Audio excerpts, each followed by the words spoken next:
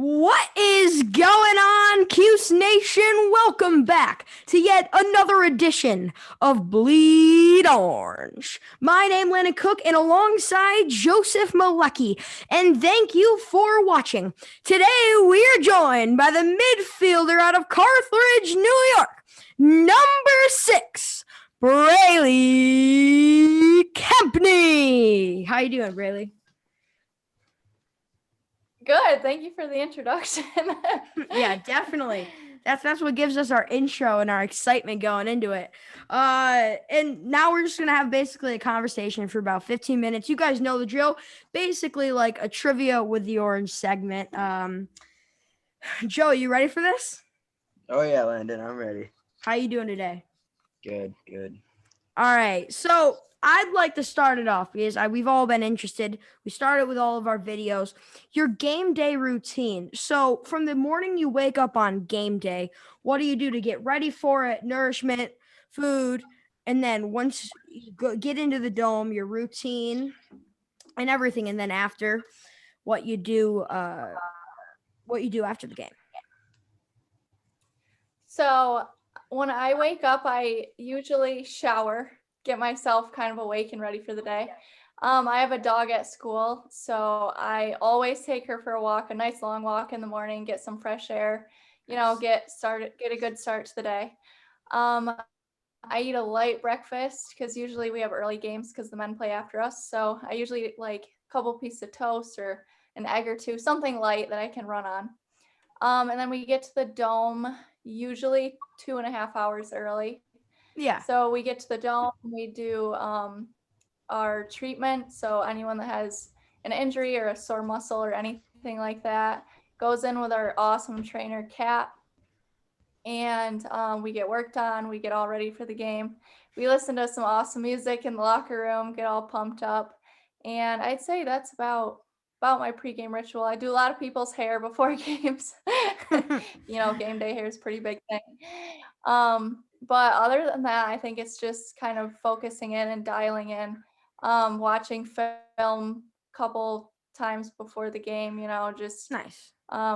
really focusing in on those little things. Now during the game, there's a lot of contact, and with like the soreness and everything, how much later after the game does it come in and affect you? Honestly, I think you get sore the next day.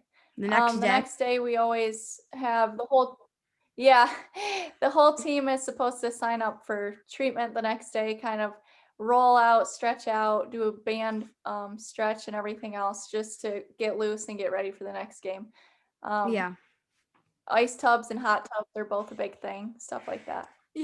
Yeah, and I'm just gonna go on to the next question because apparently Joey keeps having technical difficulties. So your favorite restaurant on campus? There's always, for every player, there's always a different one. And a lot of players say the dining halls, but I know there's got to be one spot, and I'm gonna tell you mine afterwards. But I'd like for you to explain yours. So this isn't technically on campus, but it's close to campus. Yeah. Possibilities. We all Okay. love Possibilities. I think my whole house would agree that Possibilities is probably our favorite restaurant. Yeah. After games, sometimes the coaches order it for us, and we all get the most excited when they say they got us Possibilities. Oh wow. Awesome. What's your favorite thing to get it? What's your favorite thing to get there? I get the chicken riggies. Oh, chicken riggies. Always a good Nice choice. spicy. Always. Now, this is something that I've never heard any player say that they heard of. Have you? My favorite spot on campus is Pita Pit. Yes, I've heard on Marshall Street. Marshall Street. Now, yes. everyone seems to believe that it's either the dining halls or Possibilities or Varsity, but that place is. I'm telling you. You must be a simple guy. Yeah. Oh man. So So, what was the transition like going from high school to a Division One college? What's the difference between like days and games and everything else? Biggest difference was definitely that everyone on the Syracuse women's lacrosse team really cares. Yeah, Everything's a big deal. Like everything's really important. Every practice is a big day. Like everyone's yeah, gonna play as hard as they can every time they step on the field. And yeah, that was definitely different from high school. Um, I mean, in high school, a lot of the girls, it was their first year playing on varsity, and it was like they pick up a stick only during season, and it was kind of just more fun yeah, than serious. But at Syracuse, like it's a really big deal to everyone that's there. Everyone loves the game. Everyone's there because they're amazing athletes. So it was really cool to get there and see how serious everyone was, because at high school I felt like I was one of the only people on that level. yeah, But also obviously the amount of time that I put into it. At college, it's obviously half of my day, yeah, and probably spend about 5 hours a day related to lacrosse, which is a lot different than high school. And even on your days off, you have to get treatment or work on your sore muscles, or watch film, or stuff like that. So it's like kind of never ending in college, but in a good way. I mean, we always need to be ready for games yeah. and everything else. So definitely in a good way, but there's a lot more hype. It's a lot more exciting. Exciting, yeah, Games are a lot more exciting. Yeah. So yeah. so it's definitely a good transition. Yeah, and it shows. You guys are just dominating this season, coming out on a huge, huge spark. Loyola, Maryland, great win. It's just, it's never ending, and I'm really excited to see all these upcoming games because I'm just ecstatic for them. Thank you. Yeah, yeah, definitely. So going into the next one, because apparently Joey is still having his technical difficulties. Who did you look up to growing up as a young athlete? And did it impact you now, where you are now, playing for one of the best teams in the nation? Yeah, so the person I looked up to the most was my older sister, who played at Syracuse.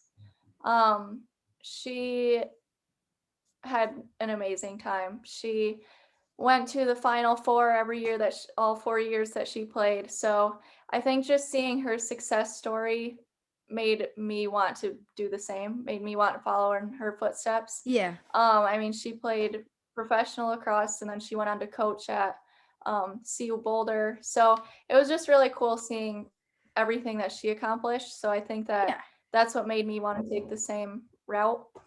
And obviously that still affects me today. I mean, I talk to her every day about lacrosse and what's going on. So that's kind of been cool. And we share a lot of the same experiences. So um and my little brother actually committed to Syracuse not very long ago. So we're keeping it in the family. oh wow, Yeah. wow, whole family going to Syracuse. Yep. Wow, that's really cool. So this is a cool one.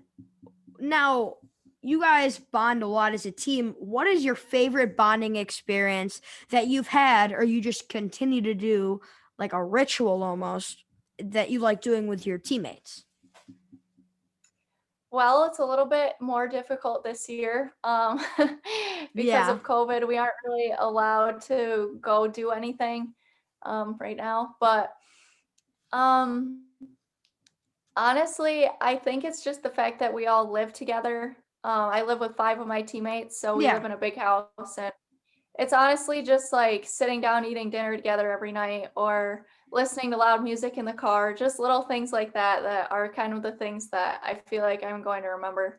And being able just to like come home and hang out with five of your best friends every night is something that is irreplaceable.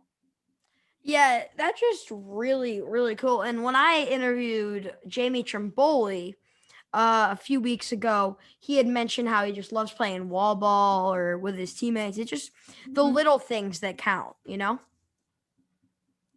Yeah, I mean, hanging out in the locker room with all 47 of us is probably one of the best times, just because your whole family's in there, you have everyone there.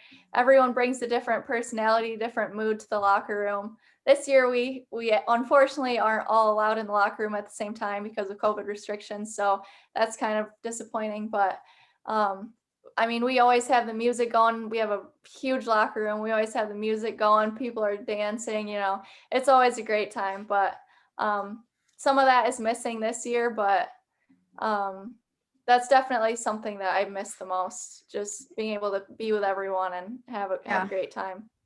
Now that you say that, it brings up another question for you. Now, like you said, you guys are not having the best like bonding experience that you usually would in a normal year. But do you think that's affecting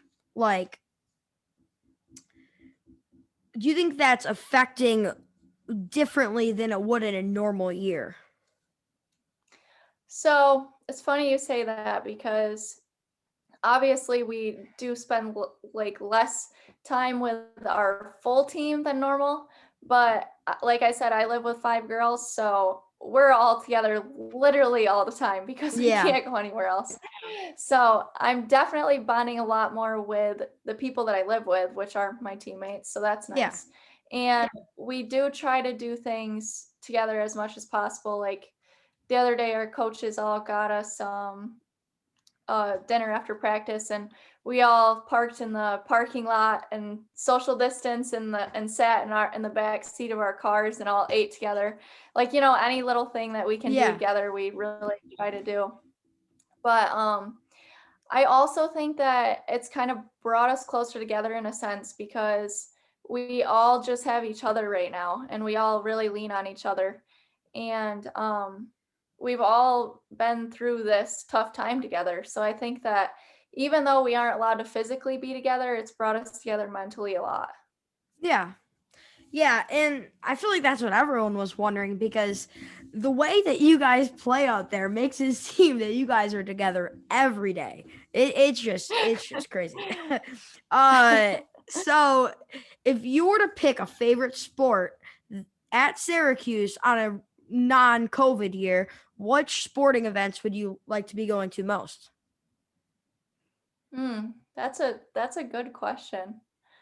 Probably basketball, just Basketball? because, yeah, just because so many people go and there's big tailgates and it's just Yeah. exciting. The whole town is bumping, and everything's so crazy busy and everything else. So I'd probably have to say basketball. Yeah.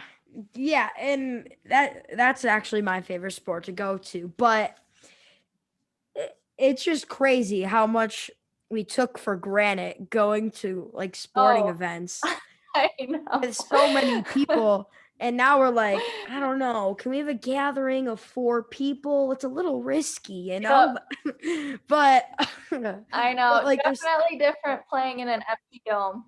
definitely and Definitely different. different playing in an empty dome. Now, I'm not that big on lacrosse. But communication Hmm. skills, is it easier to communicate with your teammates now that there's no noise whatsoever in the dome? Definitely. Yeah. Our voices definitely carry a lot further. Yeah. um, our coaches warned us before the game started that the cameras and microphones will be able to pick up a lot more of what we say on the sidelines. So we need to be extra cautious of what we say on the sidelines. But yeah, it's definitely easier to hear people. Our sideline seems a lot louder just because we actually feel like our voices are heard when we're cheering for our teammates and everything Yeah. else. Um, but it's definitely a different atmosphere without people there. I mean, I think having your parents there, or people just kind of brings a sense of comfort when you're playing in your games. So even though it's different, I mean, we all know that they're watching on their computers or TVs at home, so that makes it a little bit better. Yeah. Yeah, it probably does, because I can't imagine what it's like. Well, actually, there will be fans in the Carrier Domes. And actually, today is the first day that there would have been fans allowed in the Carrier Dome. 10% Yes. capacity, but still, Very exciting. very Very exciting. exciting. Very We'll exciting. take anything at this point. I totally forgot about that.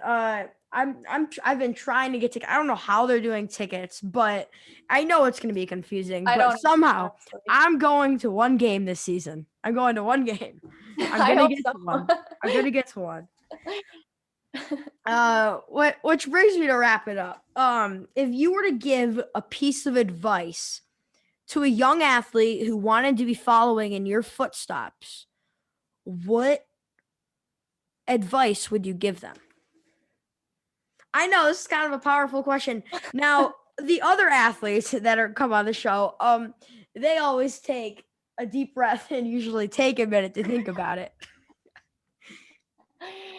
I just think that a piece of advice I would give is to just be determined. I mean, I feel like a lot of times people think that it's such a big goal to achieve and they look at kind of the end product when you really should be looking at every step to get there. So just take it one step at a time and focus on the little things. Yeah. I think that a lot of times people just look over the little things and you want to be the fastest, strongest person, but it's the steps to get there. It's keeping yourself healthy.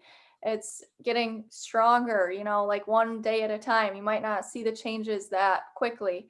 I think it's just being patient and being determined and not going off track. So like once you set your mind to something, you need to really stay with it and not let anything change your mind. I mean, so you want to be a Division 1 athlete. Maybe you don't get looked at by Division 1 coaches, but you make it Division 2, and I mean that's just Yeah. as awesome, So I think that it's setting your mind to something and just being proud of where you've gotten. I mean, there's so many great athletes out there. It's really difficult to be picked up or looked at by the one school you want to be looked at by. Yeah. So it's just like you just got to take it one day at a time and be proud of where you end up, I guess. Yeah.